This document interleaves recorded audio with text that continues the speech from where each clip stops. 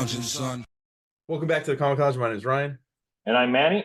and we're back talking another awesome book that came out this week. It was a really good week for comics, by the way. Yes.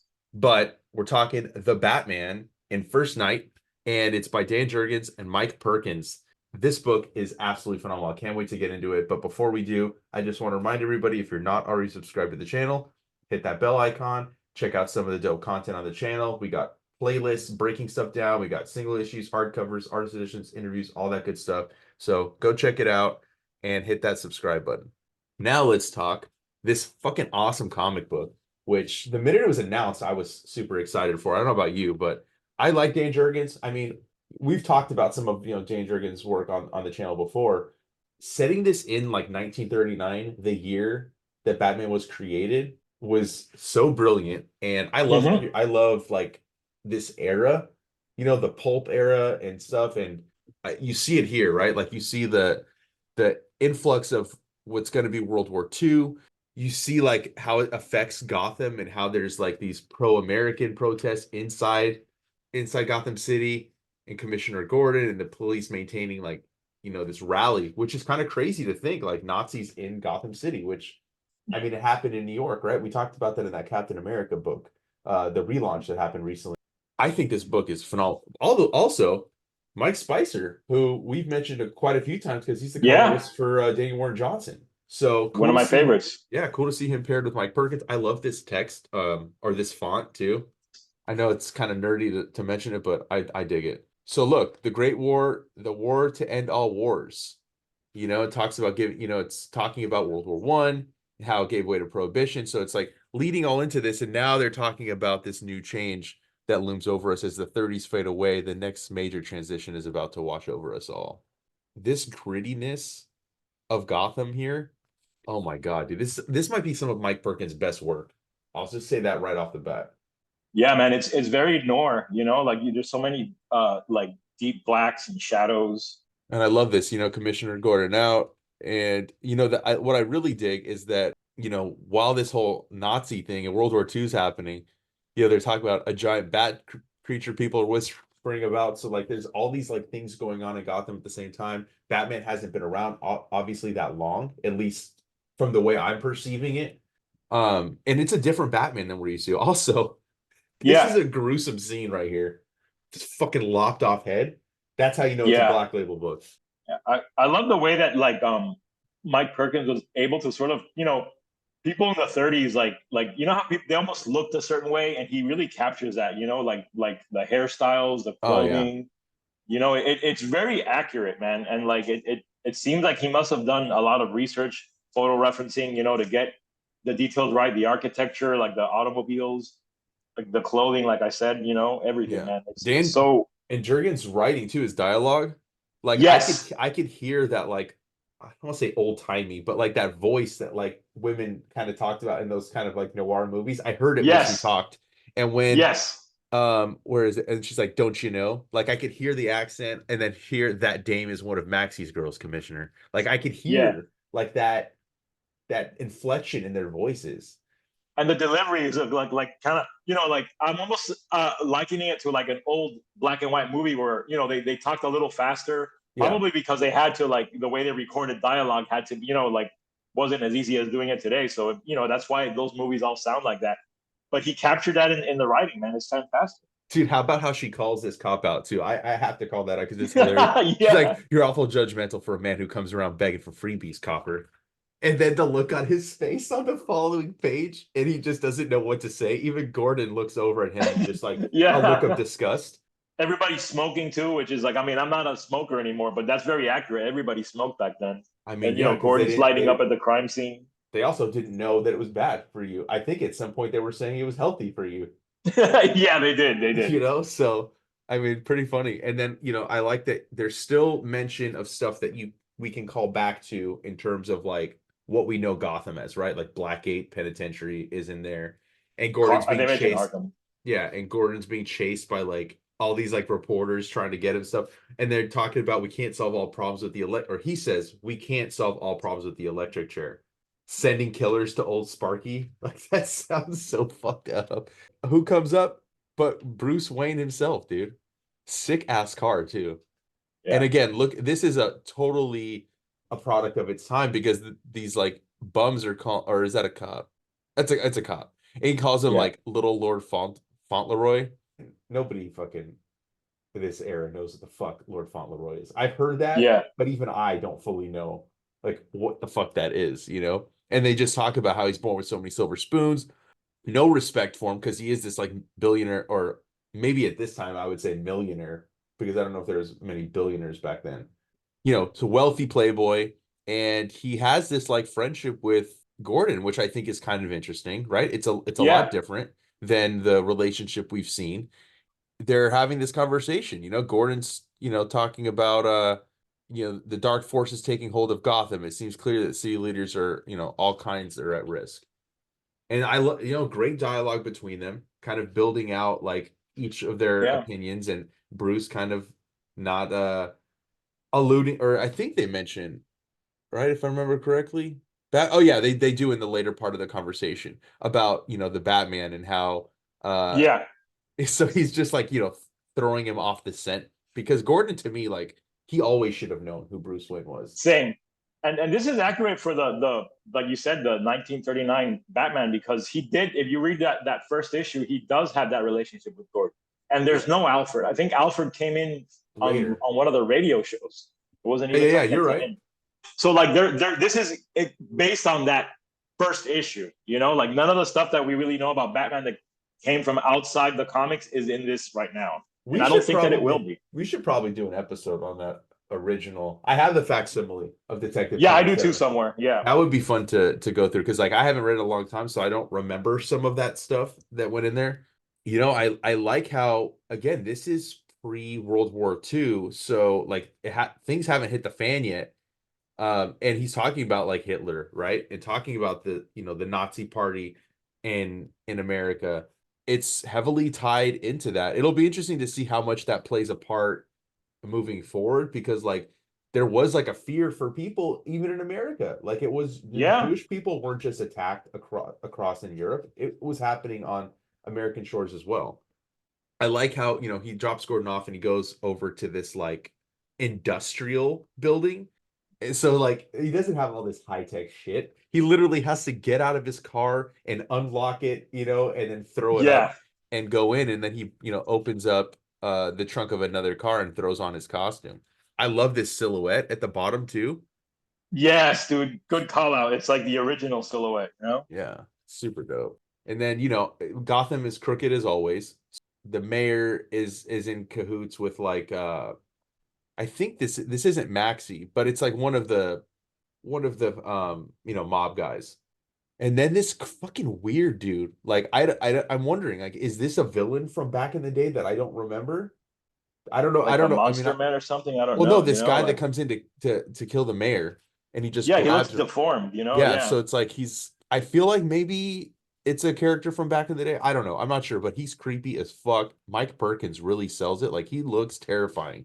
And Yeah, then man. this fucking Dude, full page spread. that's a poster waiting to happen, you know? Hell yeah, dude. I love too. It's got the old school belt. The ears are different, you know, back in the day, the purple gloves. It's got everything. Even the boots, the detail on the bottom, just You got that tread. fantastic. And I love when they do this stuff where you have the panels inset and then over in the middle, like you have Batman fighting these goons, like these, Overlapping the panels. Yeah. yeah. It's great. It's a great layout, man.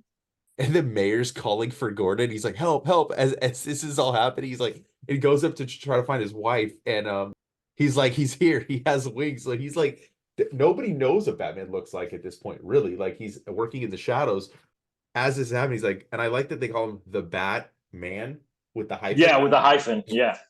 And this isn't the Batman we know. Like he gets taken down pretty easily, right? Yeah. Like he gets thrown down. He takes out one of his little capsules and throws it to like a flash grenade at this guy, and then he is chasing the other one outside and he gets taken out.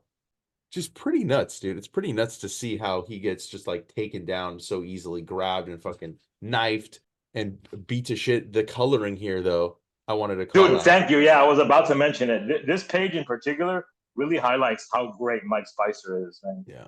I love that like green tone, you know, it Oh really yeah, right adds like an here. eeriness to the scene. Uh-huh. Yeah. And obviously these dudes are pretty strong because they just jumped off a fucking roof and landed on their Yeah, feet, you know? So it'll be interesting to see kind of the mystery behind them. And then Batman just in the alley, dude, and he gets yeah. taken by this rabbi. I love the purple on Batman's gloves too. What a great little Same. detail, man. You know? Yeah. I love this interaction between Batman and this rabbi too, you know, because talking about the concentration camps and stuff Yeah, like that. And, you know, he says, I lie awake at night afraid it will happen here, which was a real fear, right, back then. yeah, And Batman's yeah, like makes the two of us. He's like, oh, most Gentiles, assuming that's what you are, insist that nightmare is impossible. So this conversation between them, I think, is super important in this issue because he's like, I've seen humanity at its worst. I've lived the worst nightmare a child can endure. The unimaginable is definitely possible. I hope that this is gonna play out throughout the next few issues of this series. Like, I like this relationship that has developed between them. yeah. You He's know, an interesting character, and I feel like I mean I'm pretty sure that that's a new character. So I would love to see where they go with it and what role he's going to play in Batman's life. Is he going to become like a confidant or someone that is going to be working with Batman? You know, again, there's so many things being introduced, even though this is a 39 version of Batman, that it still is new. You know, it's very well done, very well yeah. written. Yeah, and it reminds me of like, Matt Murdock with like the Catholic priest or something. That's kind of the vibes I Yeah, very got. good And point. Yeah, I love this. I'm not much of a fighter, but if your spirit needs help, and he's, thanks for the offer of the shelter, and he tells him come back sometimes, for I suspect you are a tortured soul who needs someone to listen. That's like a very deep statement to say about Batman because it's totally true. And yeah, then, he comes back. That's another important thing. There's no Alfred. As he yeah, mentioned earlier, his butler had left at some point, just yeah. like the family butler is gone. So he takes care of himself, dude. I love that we get these like radio reports Because I as mean, that was the main media back then. There was no television, so everyone sat around listening to the radio for their news, their uh-huh. entertainment. The radio played the role that the TV and like streaming does today. Yeah, and So it also helps to push the narrative forward without like being bogged down with a bunch of scenes. It's like allows the comic to breathe, I think, a little bit better. And I like yes, how he's like bandaging himself up, talking to himself, and he hears, a ring at the door at the main house, and it's these actors, and the whole reason they're here is because a film they were working on gets shut down because of the fear of what's going on with the Nazi party, which this yeah, book, that's the theme of this book to me, is fear, yeah, right? Like the inherent fear that everybody is feeling and like the washing over of the city or how it's washing over the city. And he's like fucked up. He's got marks all over, black eye, scratches on his face, and they just want him to refund or to fund that film again. That's basically what this whole scene is. And as they leave, he's like, well, that's exactly what I was going to do anyway. And again, look, total doodly squad, Moxie, like some of the words in here, dude, like I don't know, it helps sell the book more when you put that old dialogue. Because if you have modern dialogue, I think it kind of takes you out of it a little bit. And then I love this also his like workshop. It's not as organized, it's not as like high tech, and he's like dusting stuff himself for fingerprints. I mean, I totally dig this scene, these panels of like, yeah. a detective at work. Very cinematic too. This whole Yeah. book is very cinematic.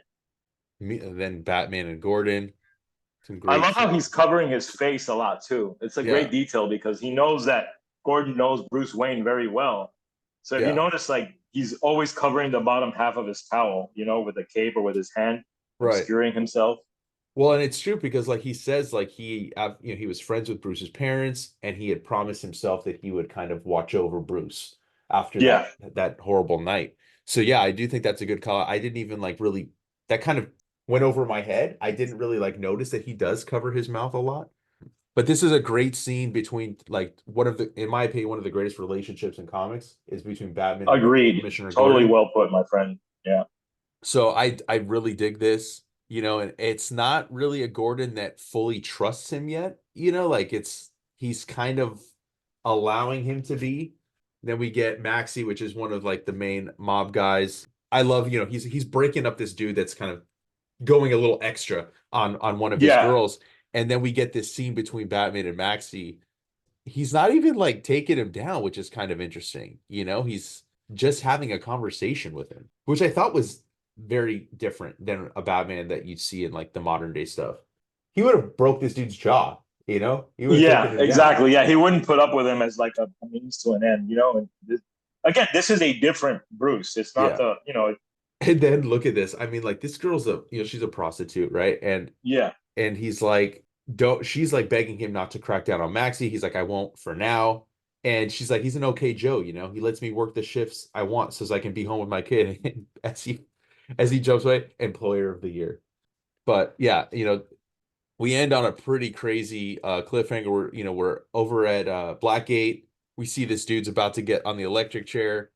I And love all the black in this sequence too, man. yes, Again, Mike Pfizer bringing in those deep blacks to give this a very noir feeling. and I love how he lurks in the shadows, dude. And he's about to let Yeah. this dude out because he's like, they're setting you up for something inhuman. And what happens?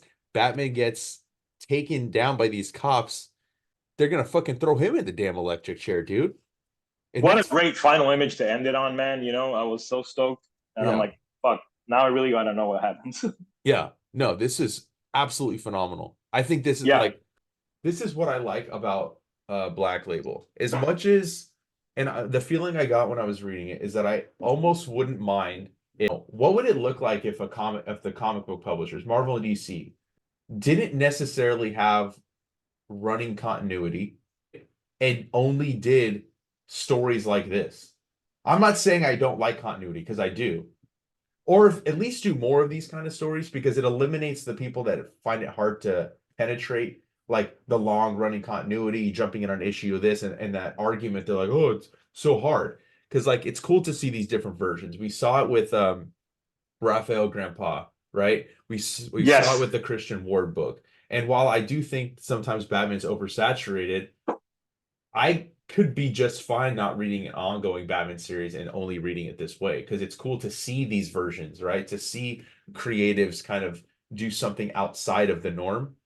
I think this is a great book and I'm on board for this. I will not miss an issue. This is definitely added to the pool. I can't recommend it enough. Same, So man. Same. so go pick it up, check it out. While you're at it, make sure you like, follow, subscribe, hit that bell icon so you're notified every time a new vid drops. And on that note, we're out.